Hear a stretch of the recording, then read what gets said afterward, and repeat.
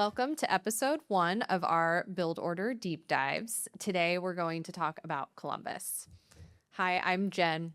And I'm Lauren. And this is Build Order. We explore why certain things grow in certain cities. So for our city deep dives, for every city that we cover, we are not just asking whether or not a city is growing. You can read about that in every press release. Instead, we have already dug into the data on each city, and for Columbus, we've met with residents and real estate experts to ask the question that real estate operators, founders, or any of you who are just looking to move to a new city want to know about that city, whether the city's growth actually works as a system, because cities are systems and systems have build orders. So Columbus is interesting because it has a lot of these ingredients that growing cities usually want. It has the people. It has the Ohio State University. It has a generally pro-business-ish state government. It has healthcare, logistics, and relative affordability. So as we go through Columbus, listen for the sequence. Do the people support the jobs? Do the jobs support the buildings? Do the buildings work with the system infrastructure? And do the systems and everything before them benefit from the rules? With that framework, Lauren is going to start with an overview, what Columbus is, why it matters now, and why this once seemingly average Midwest city suddenly has a much bigger story. Well, one of the first questions about Columbus, which I find fascinating to ponder, is why are we talking about this city like it was just discovered? It's the most populous city in Ohio. It's actually one of the 15 largest cities in the United States. It's the third largest capital city after Phoenix and Austin, and it's home to an award-winning restaurant scene. More and more, it's becoming a nationwide destination for travel. There's obviously a huge university, tons of corporate headquarters, and so it has a very long history as a large, well-known city. But for some reason, it seems like it's somewhat new today. Yeah. Columbus occupies a somewhat strange place in the American psyche in that it's big, but it's not considered big. It's growing, but it's not always talked about like it's a boom town.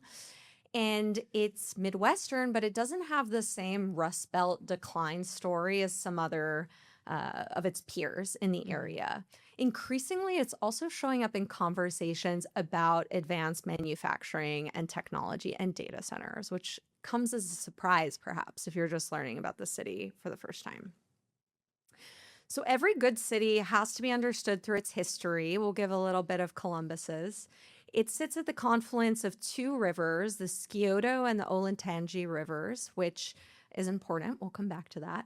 And like much of Ohio, the region moved through Native American, then French, then British control before it became part of the United States.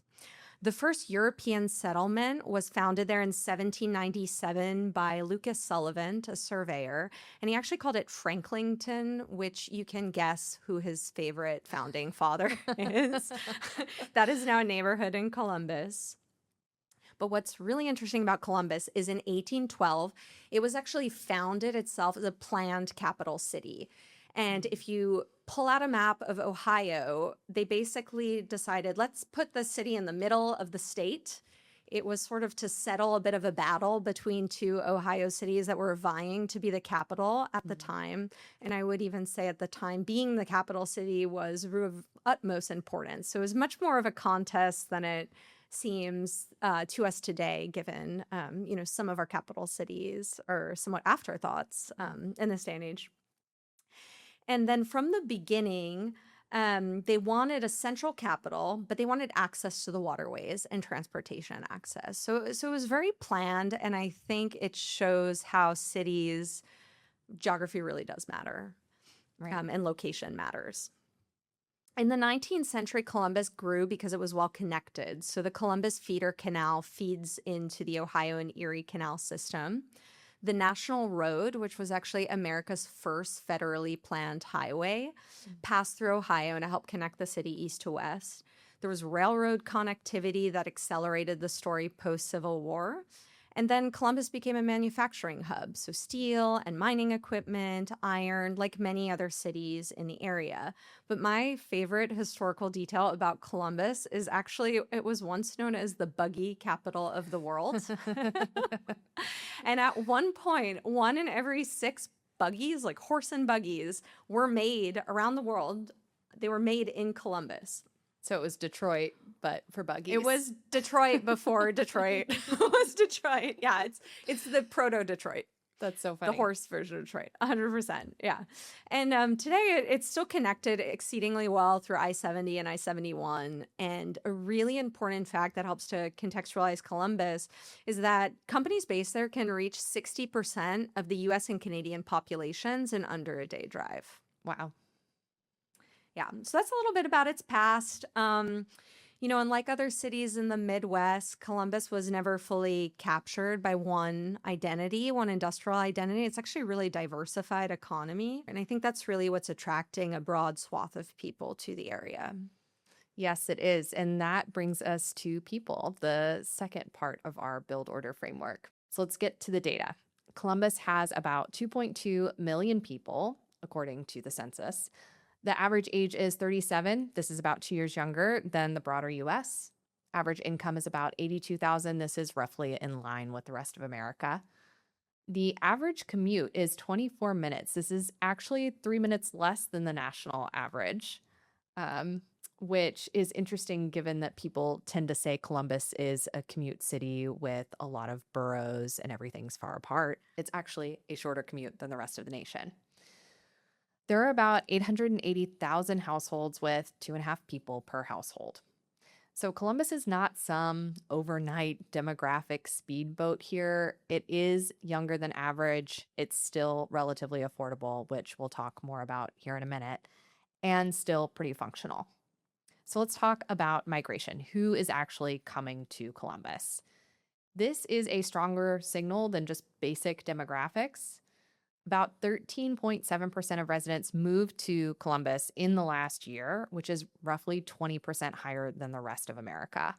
And immigration is a big part of the story, even though Columbus is not a major global getaway yet. Only about 10% of residents are foreign-born. This compares to about 15% nationally.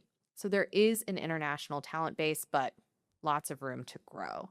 It's known as like the test kitchen market of the United States in the sense that for a very long time, fast food companies and food concepts would first be tested in Columbus because its demographics were such that they considered it to be representative of the United States at large. It was like the most average composition of demographics in the United States, which is awesome.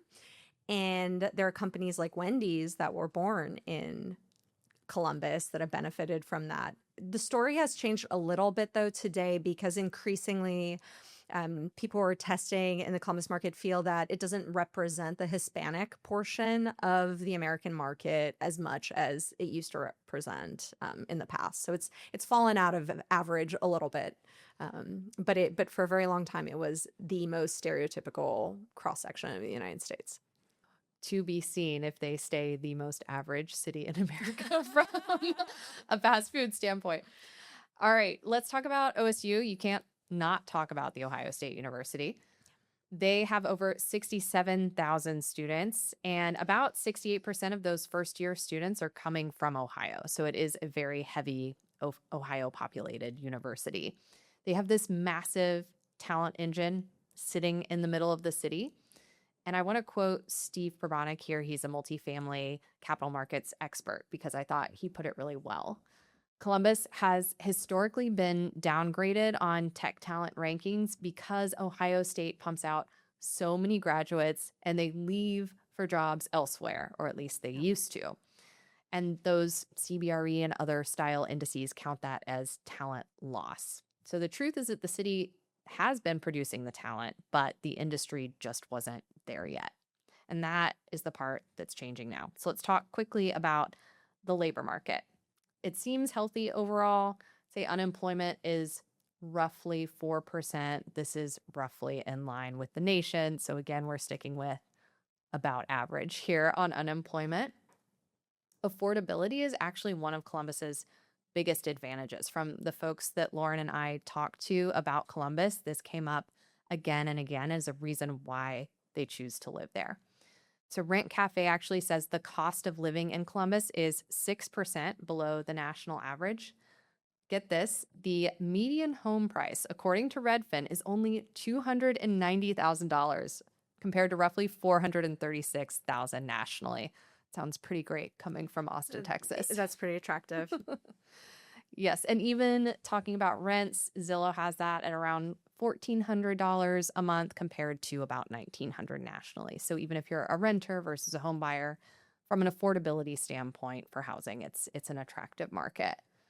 And I want to share one of the quotes from the colleagues that we interviewed. He said, Columbus is not where you're going to vacation unless you're coming here for a cheap concert or a sporting event for the weekend. But you can have an affordable lifestyle with a deep range of restaurants everywhere in the city, even in the suburbs, and take several vacations every year.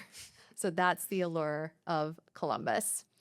The people's story, it's not explosive, it's just steady, has a young-ish population, a major university, manageable commutes, relative affordability, and some in-migration that is expected to continue. Now, all these people coming to Columbus, they need jobs. So where would they be working, Lauren?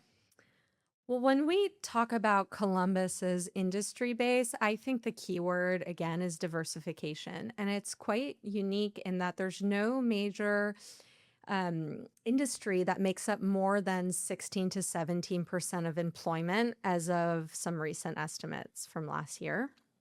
So who's there? There's manufacturing, and there was a manufacturing past, but it was never only a steel city like Pittsburgh or an auto city like Detroit. There's major insurance companies there. Nationwide is actually headquartered there. Retail, L Brands is headquartered there. They own Victoria's Secret, Bath and Body Works, Abercrombie and Fitch. We have healthcare. Cardinal Health is nearby. It's actually Dublin, Ohio based, but that's very much in driving region.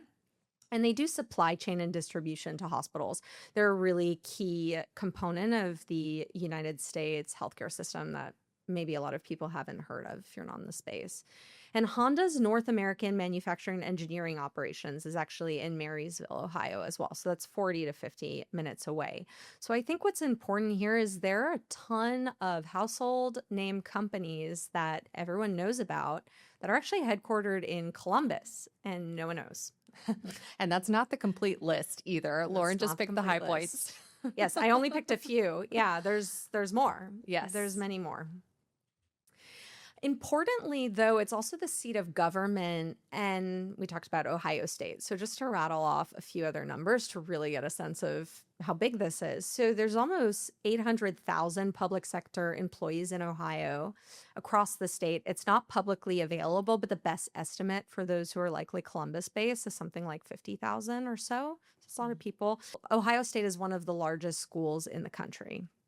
They have 41,000 employees, and as you mentioned before, almost 67,000 students. Right.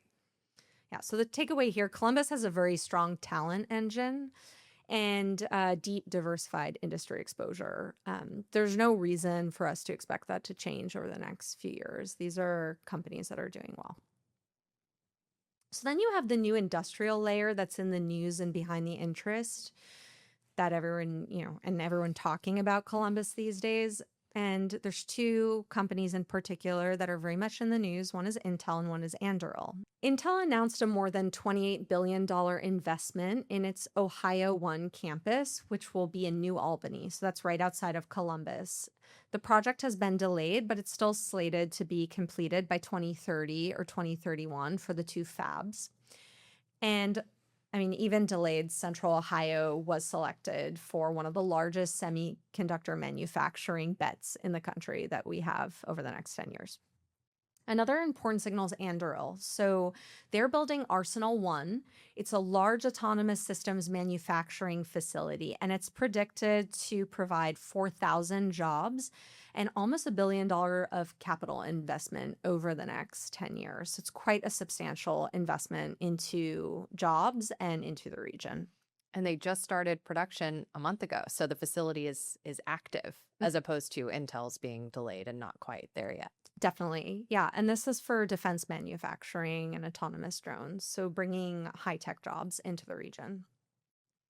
The reason these two companies are building here is important. It's because of land, it's because of state government incentives, where they've been very cooperative, talent without the coastal costs, and then the supply chain geography. So you're close to the population centers, like we discussed before, and major distribution thoroughfares. So you're quite ideally located. And then last but not least, there's another part of this new technology story that's exciting for Columbus, which is the data center story. And their whole pitch is that Columbus is central, it's connected to both sides of the country. So you have relatively low latency to a large share of the United States population, which is exciting. And so one 2025 data center report noted that about 50% of Americans are within a 600-mile radius of Columbus, which makes Ohio very attractive for cloud and content infrastructure. So another boon to the region. Yes. And one of the colleagues that we interviewed mentioned it's a 20-minute drive from downtown Columbus to cornfields. Oh. So there's just a lot of space to expand for these massive data center projects, which you don't have in other parts of the country. Yeah. So overall, the story is good from an industry perspective. Lots of space to grow and build, very diversified economy, and talent that increasingly wants to move there because of the cost of living being more affordable or stay after graduating from Ohio State. So I want to transition to talk about real estate, buildings being the next part of our build order. With Columbus real estate, the short version is that multifamily and office markets are choppy. Industrial and retail have the winds in their sails, and single family supports our live thesis that we're going to chat more about at the end. With multifamily, as I mentioned, this is the warning label on the Columbus boom story. Rents have been flat at just $1,400 a month, and Yardi Matrix shows occupancy around 94%. Now, this is higher than you would think if I'm saying it's slowing down, but according to the sources we interviewed, that's because a lot of properties are offering concessions these days. Realist and CoStar is actually showing a much more severe vacancy rate. They're at almost 10%, and this would be the highest level for Columbus in over 20 years. So CoStar shows more than 9,000 units delivered over the past year versus a 10-year average of just under 4,000, as reported by Realist. And Green Street expects these deliveries to remain elevated and peak even into 2027. So capital is very interested in Columbus, especially out-of-state buyers, but Green Street actually recommends an underweight on multifamily here, so I'd keep that in the back of your mind. The takeaway I'd say is that Columbus multifamily is not a demand problem. People are still wanting to move there, but it's a timing problem with the new jobs coming online and the supply problem of real estate developers getting overexcited about the opportunity. Mm-hmm. Did you get a sense of why they got overexcited early on? Was it because of the Intel and the Anduril announcements? That's from the people that I talked to who've worked in the market. That's what they said, is that people wanted to build for the Intel development, especially. That was actually a national news event because they got funding as part of the CHIPS Act. So everyone was talking about how, Columbus was selected. Yeah. And then when everyone's talking about delayed by 5 years. Exactly. Yeah. Yes.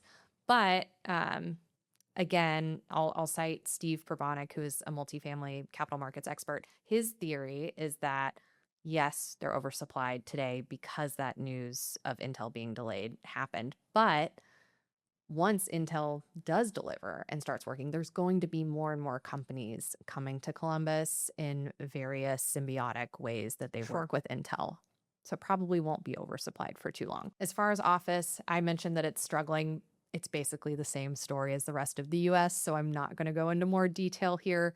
Vacancy rates are more elevated than other parts of the US, but it's generally what you're seeing or have been seeing in the post-COVID world for office. Industrial is actually the strongest part of the Columbus growth story. Lauren already talked about data centers a bit. They are a subcategory of industrial, but even beyond that, the manufacturing industry is quite large in Columbus.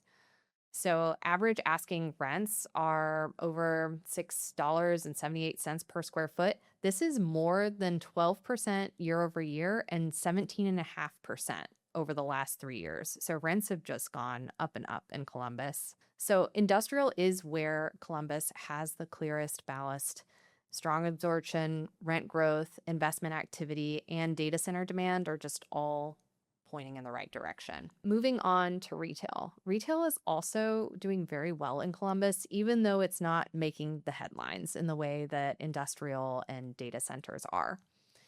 Marcus and Millichap expects vacancy to stay just under 5% into the next year and onward. And rents are expected to climb modestly, just continuing their steady increase. I will say that retail is not the flashiest part of the Columbus story because, again, it's boroughs, everything's spread out. Most of it is suburban, but the broader picture is very healthy. And it is one of the better anchored property types in the Columbus market. So last but not least, I want to talk about single family residential, especially for people who may be considering whether or not to live in Columbus.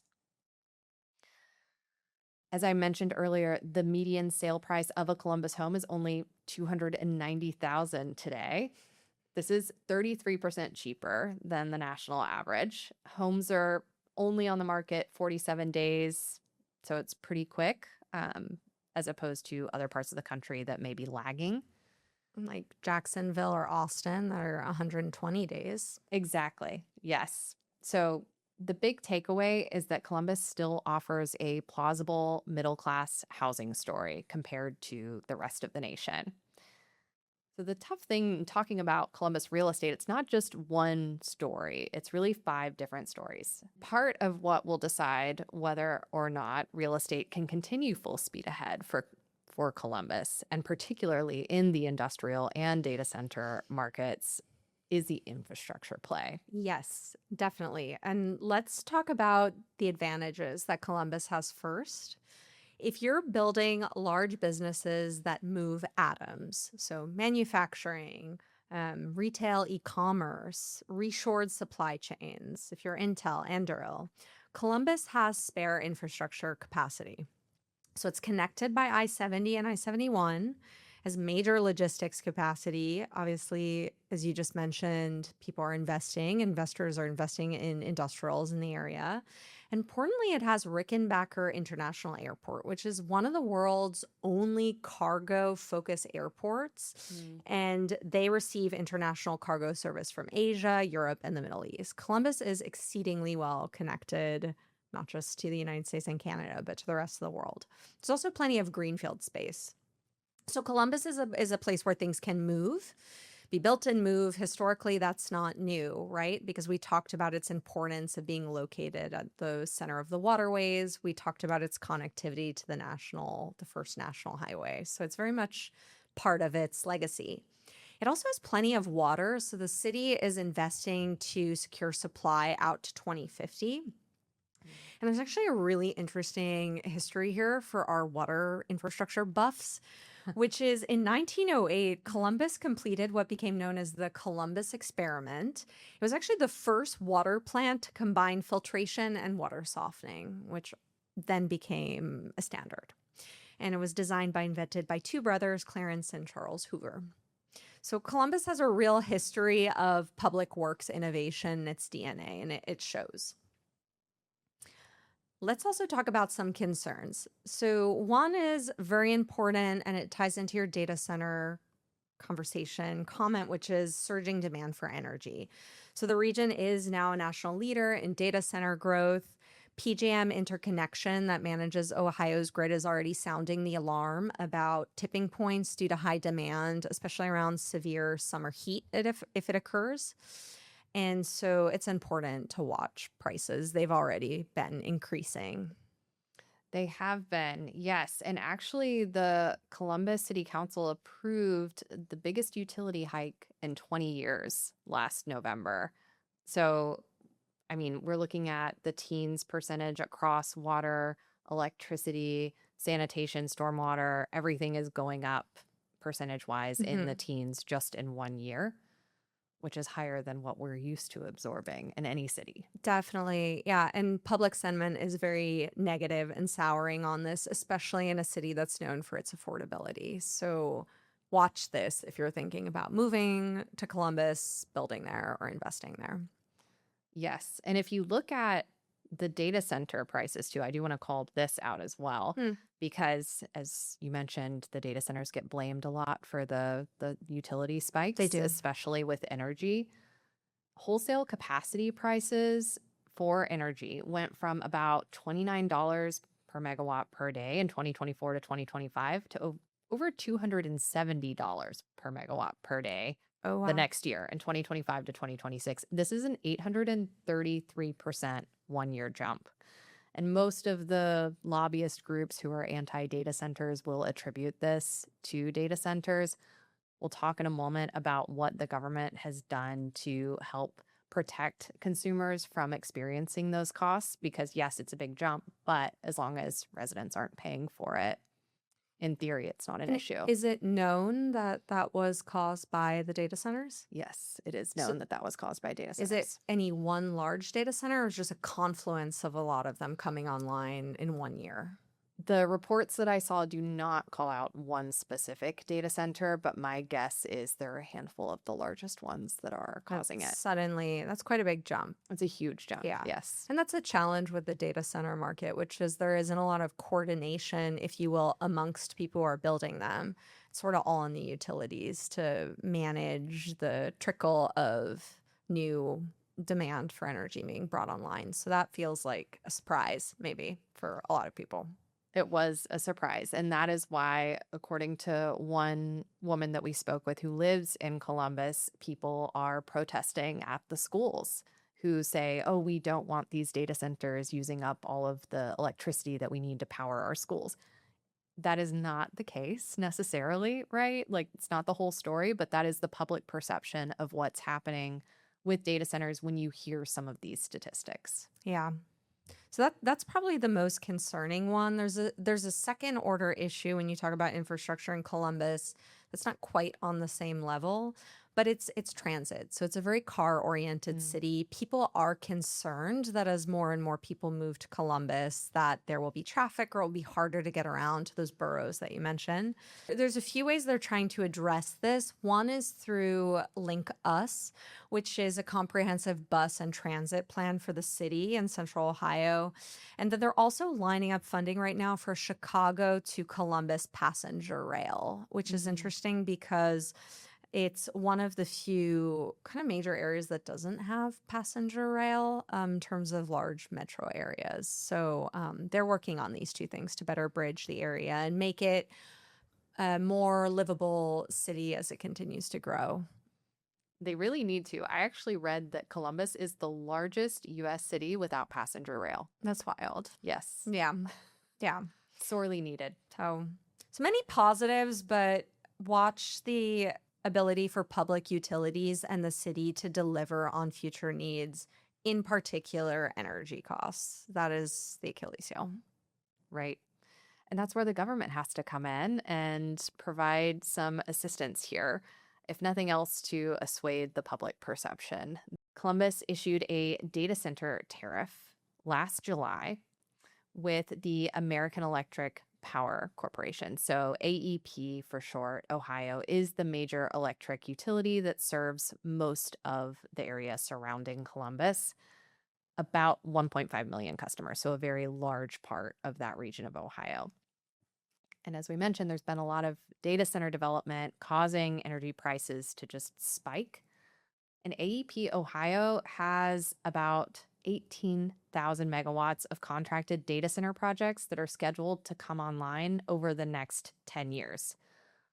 For context, peak demand across all AEP Ohio customers today has historically ranged from about 8,000 to 10,000 megawatts. So a lot more energy is needed to support the oncoming data centers.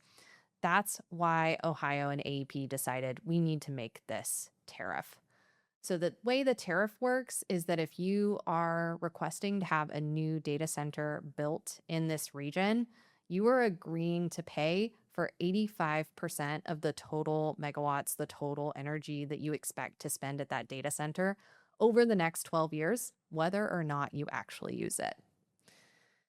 You also need to pay AEP Ohio up to a $100,000 load study fee. So this is just a fee to determine whether or not you can put a data center on this site and actually use the grid to power it. Yeah. And part of that is stage gating to try to keep everyone from asking them for feasibility studies. It absolutely is. They said once they issued this tariff last summer, it cut applications in half.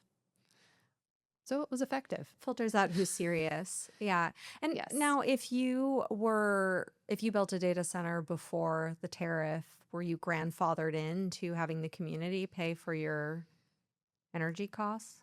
That's my understanding, is that it's for any new data centers. It Okay. only became into effect in July of Okay. 2025. So anything after July of 2025 is now part of this data center tariff. Got it. On the flip side with data centers, because Columbus can't just be one-sided, it must be nuanced. They do actually provide a sales tax exemption to encourage data center development in the area. But a sales tax on what? So it's an exemption for any data center computer equipment that is required. Oh, okay. This went into effect in September of last year. So hilariously, we have the tariff that went into effect in July of 2025, and then this sales tax exemption that came up a few months later. We're trying to avoid new ones being created, but we would like the ones that are already there to equip themselves more quickly, please. Exactly. Yes. It's so funny. But the idea is that you're creating more jobs, and those jobs are being supplied by the purchases of this equipment. The way that it works is these companies who own these data centers must pay employees in total at least $1.5 million per year. And these companies have to invest at least $100 million of capital over the course of a minimum of 3 years. Okay. So it's trying to incentivize these companies that already have a foothold in the data center market in Columbus to expand, to hire more people, and to pay those people well. Mm-hmm. The result is that you don't have to pay a 5.25% sales tax on any of your computer data center equipment. Okay. Last but not least, we can't not talk about Ohio's tax structure if we're talking about government incentives. This is very mixed. On the positive side, Ohio has lowered its top income tax rate. It's now only 2.75%, so it's not that high. Coming from New York, I'm sure you can appreciate that, Lauren. But Ohio does rely heavily on something called the commercial activity tax. This is a gross receipts tax on businesses. The issue with the gross receipts tax is that it applies whether or not a company earns a profit, and the final good or service could be taxed multiple times over the course of production. So Ohio can be pro-business in some ways with these very targeted incentives like the sales tax exemption for data centers, but still has a tax structure that's not exactly pro-business. It's a very nuanced view here. Mm-hmm. And they're trying to pull the levers or design the levers, which, we may or design incentives, which you may or may not be able to do. Yes, they are. And it's worth mentioning, too, that the incentives that brought Anduril in particular to Ohio were not state-decided incentives. They were instead this other entity called JobsOhio, which is actually a private nonprofit. It's not a state agency. It is, however, funded by the JobsOhio beverage system, which is Ohio's liquor enterprise. So the way I like to think of it is all of the undergrads at OSU are funding this nonprofit, which is then trying to incentivize companies to come to the region. And the Anduril grant that JobsOhio gave it was $310 million, the largest in JobsOhio's history. Okay. So that was an incentive not directly provided by the state of Ohio, but it did have a huge impact. And funded by Ohio, which It's is funded by quite Ohio. progressive of them to be working with these organizations or funding them, private organizations, if you will, to advance public objectives.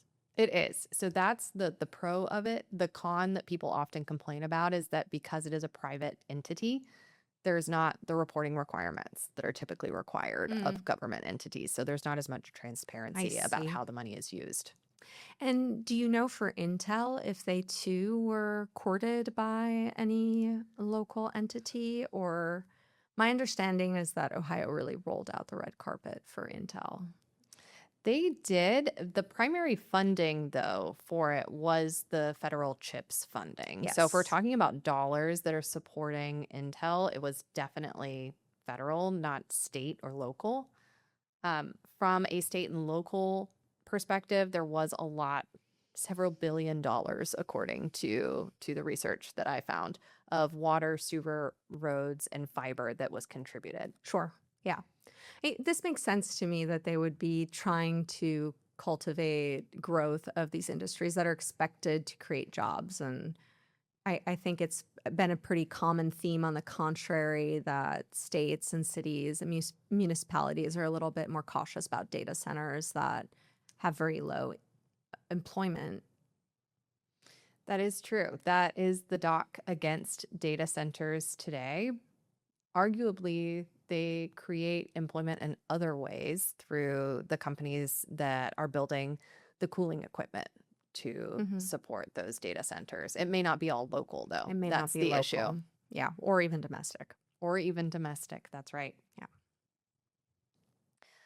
Well, we've now gone through the build order framework of a city, from people with demographics, jobs in the industry, buildings, the real estate side of it, systems, all of the infrastructure required, and the rules put in by the government and other entities.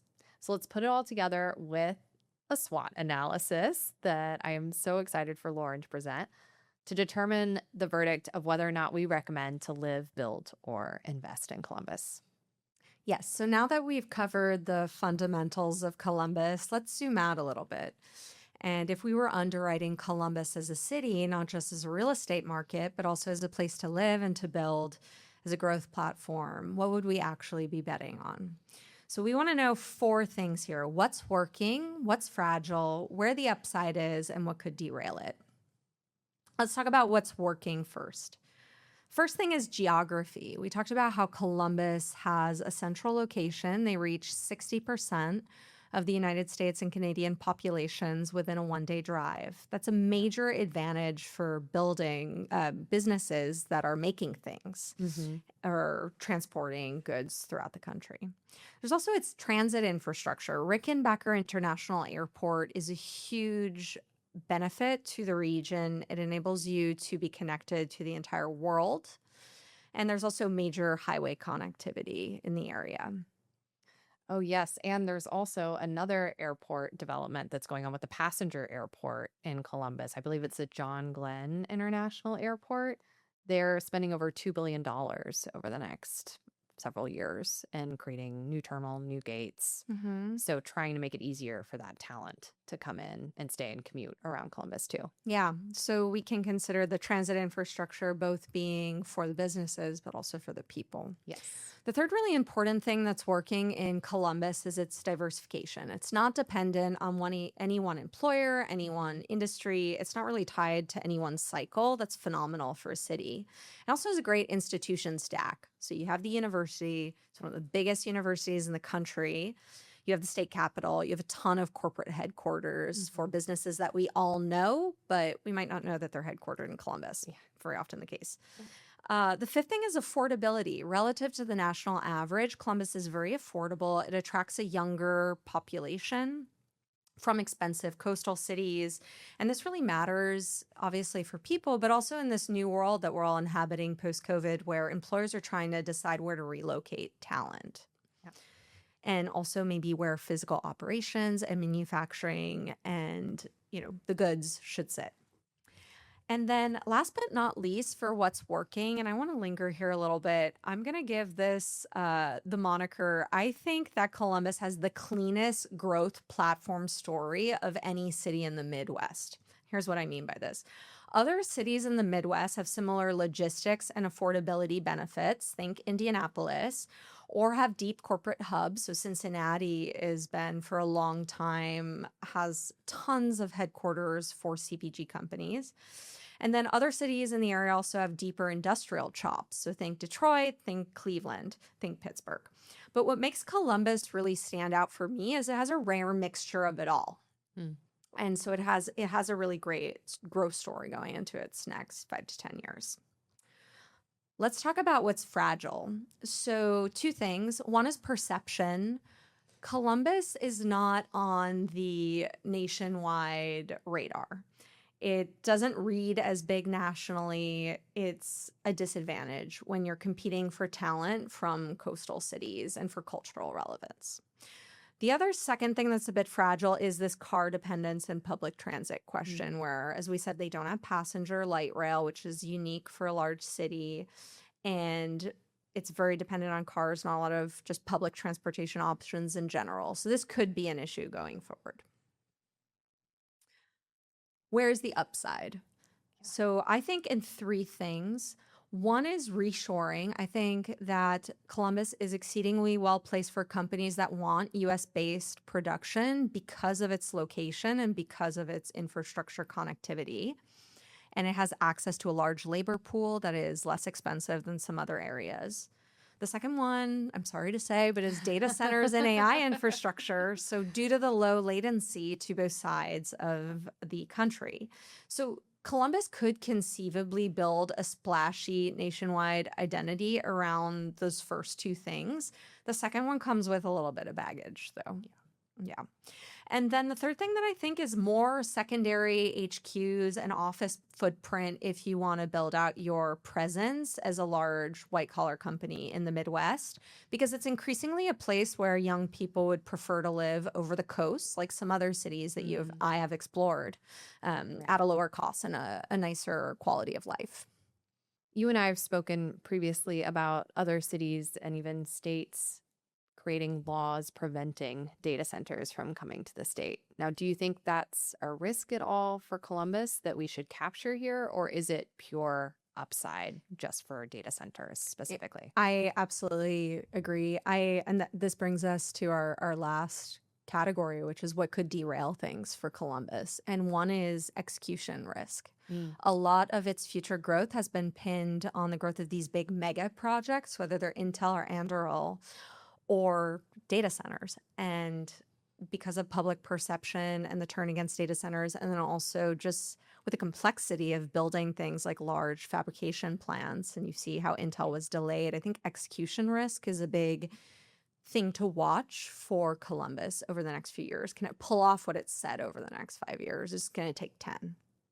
Exactly. It's a risk not only for people who want to build a company there that supports one of these larger developments, people who want to live there who are hoping to get a job at one of these big companies, or if you're a real estate professional, as we talked about earlier, there's oversupply in certain property types because of the hype around these projects. Yes. So execution and timing is a big concern for Columbus. And to that, I would add two other things. So there's three big risks for the growth story, what we just talked about. Infrastructure strain. Are they going to be able to keep up with the energy and water demands that are being placed on the area? And then the third thing, which is very much related, is will there be an affordability challenge? In the sense that for a long time, Columbus has been seen as an affordable place to live.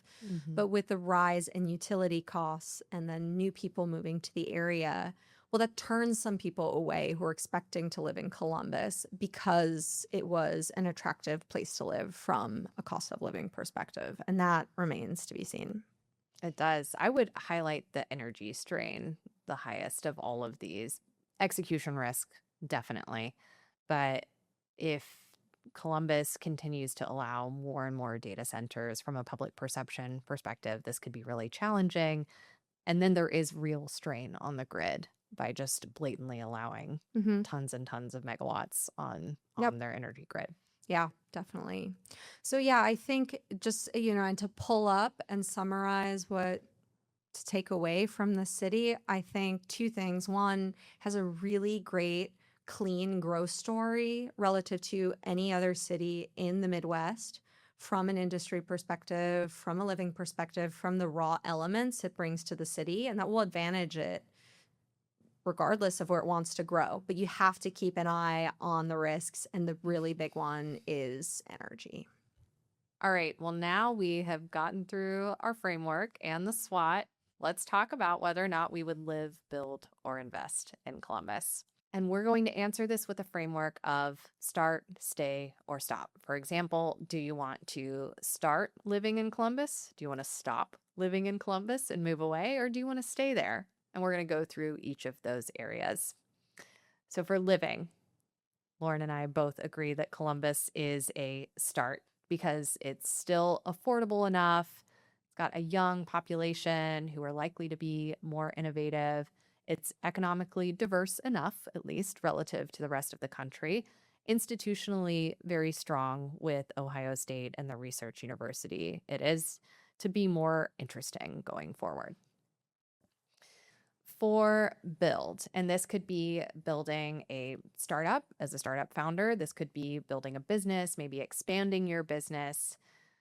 Again, we have the framework of start, stop, stay. I am actually a stay, and Lauren is a start. So for staying purposes, if you just want to stay in Columbus, my argument is that it's not a founder hub yet in the way that cities like the Bay Area, San Francisco, Boston, New York, even Austin are founder hubs. But it does still have a lot of the raw materials that businesses need if they're looking to expand their business, especially manufacturing or industrial, because they have the talent, they have the logistics, it's still affordable, good healthcare system, good, decent government incentives, I will say, and a large enough metro to test certain ideas. So overall, I am a stay, but I'm curious, Lauren, your thoughts on why you think it's a start. I am using the exact same data as you, but coming to a start conclusion in the sense that if given the affordability of the area, given the talent, given the connectivity and the infrastructure, with the exception of energy, it is a phenomenal place to build a business that will be shipping atoms, whether you are making clothing or like L brands, or you are building your second headquarters of an insurance company, or you are building a company like Anduril. I think there's a lot of land. I think there's just a lot of people and raw materials and logistics and just elements that can help you build your business if you'd like to build a business in the Midwest. All right, so there you have it. We're torn between a start and a stay. For the last category, invest, and specifically we're talking about real estate investment here. We both agree it's a stay on Columbus because it's definitely worth evaluating the Columbus market, especially in areas like industrial and retail, but multifamily right now is oversupplied for a typical investment horizon that you may be looking at. If you have capital that allows you to extend that investment horizon and absorb some of the risk of execution, as Lauren mentioned earlier with the SWOT analysis, then perhaps you could make some bets there, but it's definitely a bigger risk from a real estate perspective. So to recap, we are a start for living in Columbus. Lauren and I are torn on a start versus stay for building a company in Columbus.